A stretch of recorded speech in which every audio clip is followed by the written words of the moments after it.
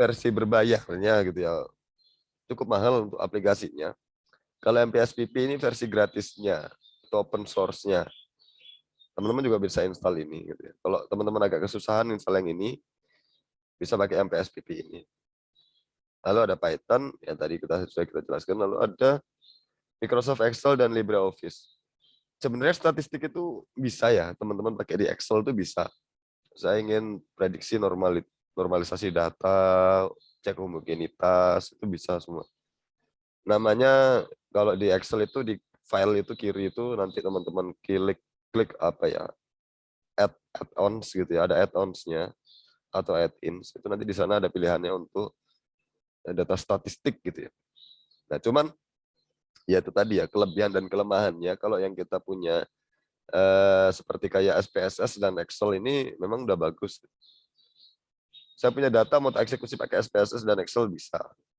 Cuman ya ini termasuk aplikasi yang berbayar. Gitu. Sehingga ya kita tahu sendiri lah kalau aplikasi berbayar itu pasti fiturnya bagus.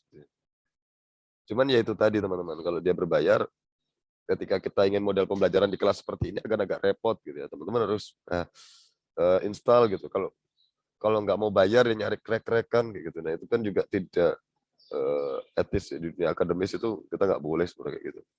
Jadi kalau kita mengajak ya kita coba berikan opsi yang free license gitu, atau kalau memang berbayar berarti kita harus menyediakan gitu ya.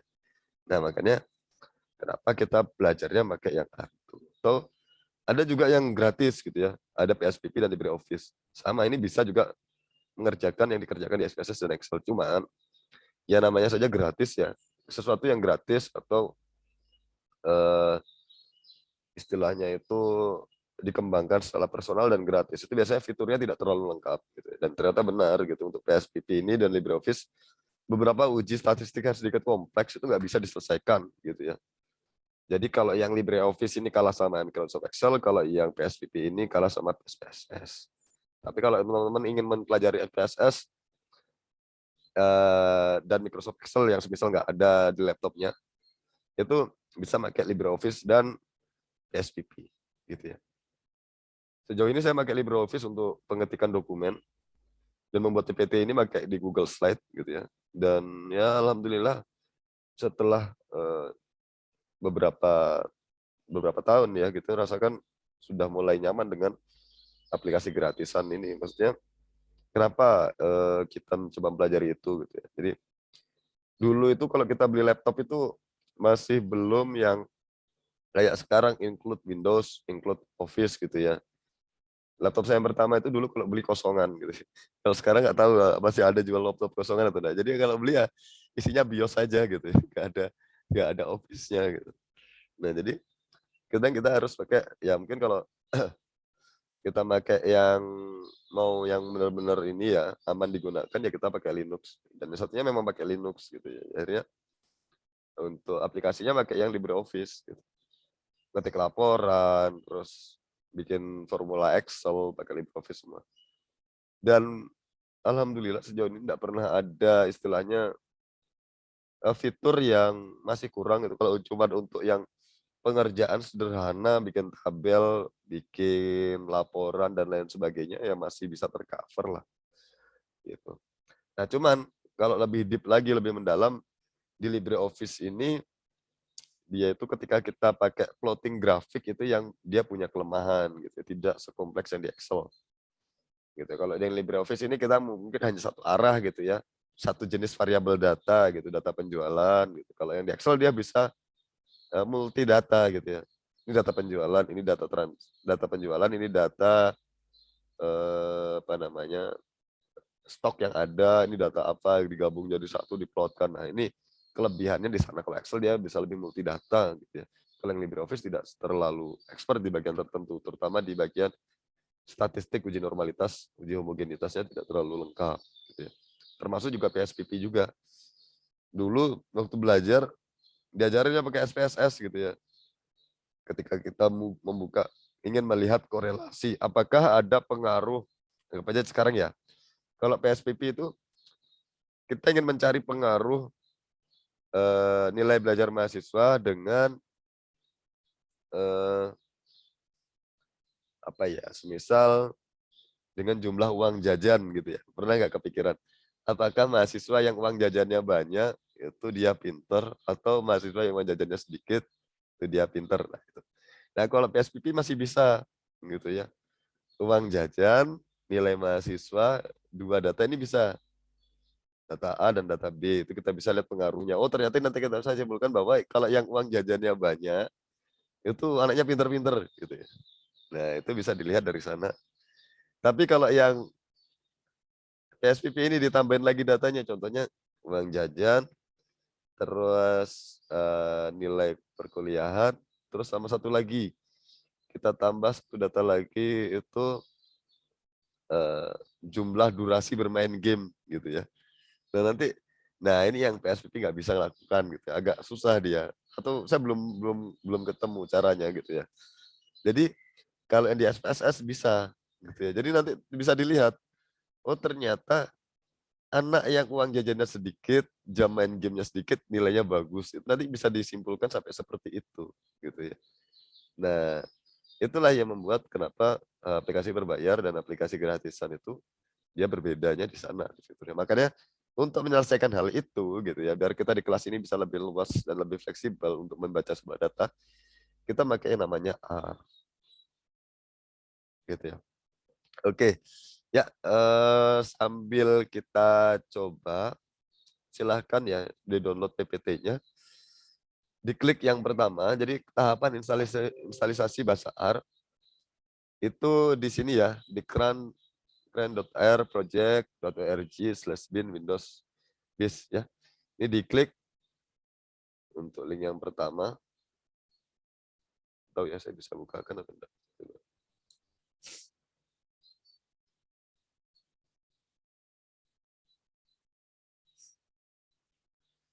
Ya, sudah muncul di sana teman-teman?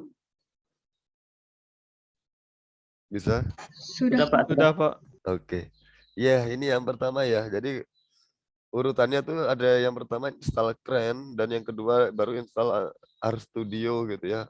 Kalau Kren ini kayaknya modelnya kalau kita install Anaconda gitu atau PyCharm itu kita install Python-nya dulu, baru kita install aplikasi develop-nya ya. Ya ini sama ya, ini download bahasanya dulu, download R-nya dulu, baru kita install ininya apa namanya aplikasi untuk develop-nya. Nah, nanti kayak gitu. Yang di atas ini ya di download ya. R for Windows ya. Kalau teman-teman pakai Linux ya yang .deb nanti ada .deb gitu ya jadi yang Linux atau yang Mac itu juga nanti menyesuaikan ya. Ya kita pakai yang umum dulu pakai yang Windows.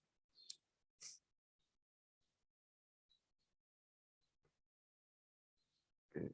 Ya jadi seperti itu ya. Saya juga dulu itu sebelum ada hibah itu ya karena ini ya nggak begitu pakai Windows, pakainya Linux gitu ya.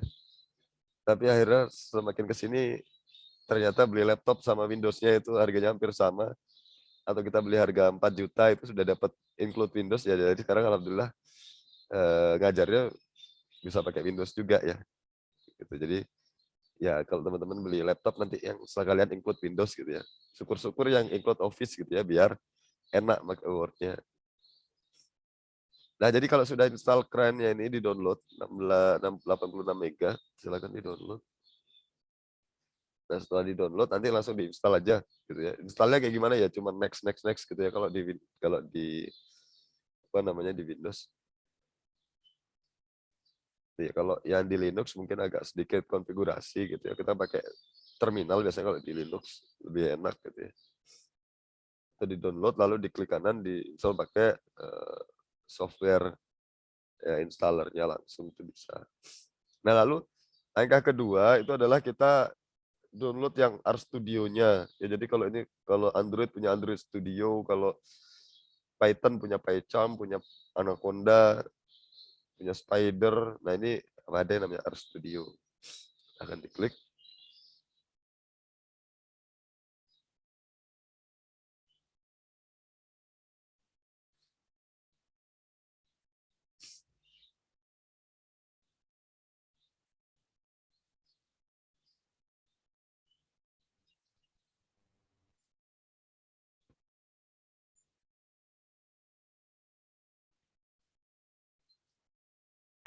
Ya, sudah. Ya, jadi kalau yang di sini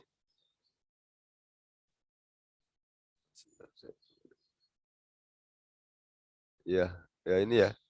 RStudio tampilannya juga modern banget ya dari kelihatannya. Kalau model drag mode bagus gitu ya. Jadi untuk developnya kayaknya teman-teman juga insya Allah sudah familiar kalau udah biasa pakai yang kayak PyCharm atau pakai Anaconda model-modelnya.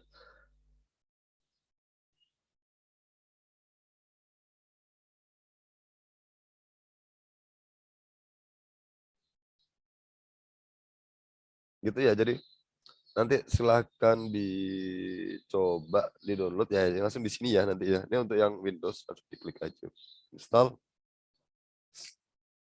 Nah jadi atau yang kayak istilahnya nih, kalau versi Mac ada di sini, kalau versi Ubuntu ada di sini, Red Hat, Debian, open source dan sebagainya. Silahkan dicoba untuk dijalankan gitu ya. Oke, sudah semua. Silakan nanti dicoba di download sambil menunggu nanti perkuliahannya berakhir. Gitu ya. Harapannya minggu depan teman-teman sudah install semua ya, biar ketika kita praktek nanti teman-teman bisa mencoba langsung dieksekusi di laptopnya masing-masing.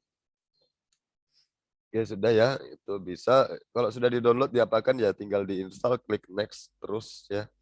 Nanti dia jalan-jalan sendiri.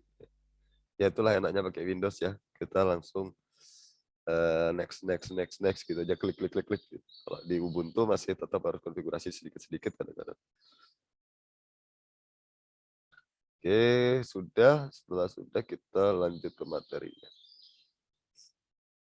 Nah, nah ini tadi proses instalisasinya ya seperti tadi, nggak terlalu repot ya. Tadi diklik di sini untuk menginstal aplikasinya, lalu klik yes atau next, terus nggak ada yang dirubah kecuali teman-teman ingin menampilkannya di ini ya, namanya di desktop iconnya, ya, silahkan dieksekusi, dicentang untuk penampilannya. Kalau yang lain sih untuk instalisasi dasar kayaknya nggak perlu dirubah apa-apa ya, langsung aja. Nah untuk yang ini juga, untuk link kedua ini juga yang tadi ya, yang tadi itu kalau sebelum diklik atau di berandanya bentuknya kayak gini. Ini klik download ya. Tapi kalau ini dari klik download, download ya halaman yang tadi itu yang muncul gitu. Lebih seperti itu teman-teman. Nah, kalau sudah diinstal semua, kayaknya kemarin saya perlu refresh sekali. Silahkan di refresh saja. Tapi kalau dia langsung muncul ya langsung aja dicoba gitu ya. Ya untuk script pertama yang umum kita gunakan ya ini ya, print dalam tanda petik hello world seperti ini. Gitu ya. Nanti kalau sudah bisa hello world ya udah berarti pertemuan kita di materi hari ini udah selesai gitu ya. Teman-teman sudah menyelesaikan gitu. Nah, kurang lebih seperti itu teman-teman. Kalau bentuk tampilannya, ini kebetulan saya sudah membuka juga kayaknya nggak tahu salah, kepencet juga kayaknya. Ya, ini adalah tampilan dari R gitu ya. Kita coba view.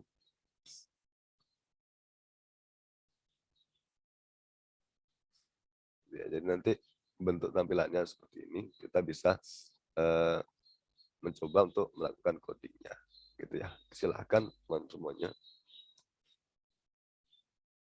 Oke, kita lanjutkan lagi materinya.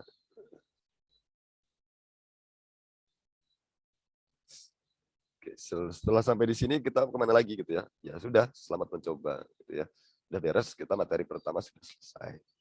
Tugas pertama itu adalah kerjakan sebelum pertemuan minggu depan. Jadi ada satu tugas, silahkan di submit gitu ya. Dikerjakan secara mandiri, silahkan dipelajari dan dicoba. Nah, kurang lebih seperti itu. Oke, kita baru sampai 1 jam ya. Sebenarnya kita masih materinya bisa cukup banyak, tapi harapannya ini teman-teman bisa install dulu ya. Kalau materi pertama langsung ditumpuk semua kok kayaknya ini ya, apa namanya, banyak yang perlu kita diskusikan terlebih dahulu. Jadi untuk pertemuan pertama kita hari ini mungkin tidak terlalu banyak untuk sampai di sini. Ya, silakan, ada yang mau bertanya dulu teman-teman?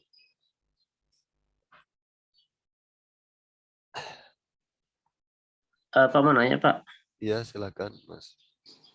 Yang kan nih baru kita cuma belajar install R aja kan ya. Yang tugas pertama itu kalau boleh tahu topiknya tentang apa ya Pak? Topik apa maksudnya Mas? Yang tugas yang pertama itu seputar apa ya Pak materinya atau gimana? Oh, untuk tugas pertama yang ada di slide PPT-nya. Jadi R itu seperti apa gitu aja sih, nggak terlalu yang kompleks banget. Coba dicoba code-nya, nanti ada suatu script di sana, dicoba dijalankan di R-nya, output-nya kayak gimana. Jadi silakan diinstal dulu baru mengerjakan R-nya gitu ya. Mengerjakan kuisnya. Jangan dikerjakan dulu baru nginstal R-nya, nanti ada script yang harus dicoba biar bisa melihat output-nya seperti apa. Saya harapannya di sana itu ketika teman-teman mencoba script berarti teman-teman sudah menginstal R Studio gitu ya. Oke, ada lagi yang mau bertanya?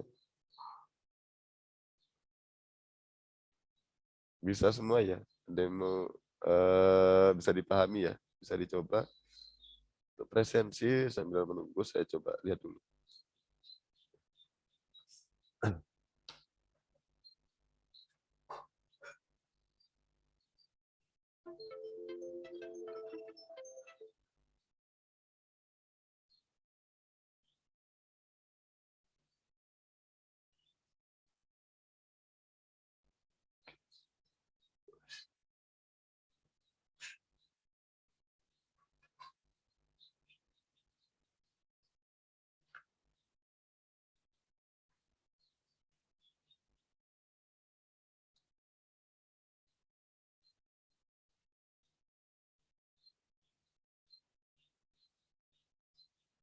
Oke. Ya, sepertinya sebagian besar sudah absen gitu ya. Ya jadi seperti itu teman-teman. Silakan dicoba dan diinstal. Kalau ada masalah dalam proses instalasi bisa di screenshot, dikirimkan di grup gitu ya. Ditanyakan gitu ya. Kalau tidak ada ya semoga bisa mengerjakan tugasnya. Kurang lebih seperti itu teman-teman. Sudah tidak ada pertanyaan lagi? Ada yang mau ditanyakan? Nah, kurang lebih cukup ya. Kalau memang sudah tidak ada, semoga teman-teman bisa mengerjakan tugasnya sekalian dikerjakan hari ini. Kalau bisa install sekarang, ya, supaya nanti nggak menumpuk ya, tugasnya. Akhir kata, wassalamualaikum warahmatullahi wabarakatuh. Selamat pagi teman-teman. Selamat berkuliah di pertemuan. Waalaikumsalam. Waalaikumsalam warahmatullahi wabarakatuh. Pagi, Pak. Mari ya, saya end meeting.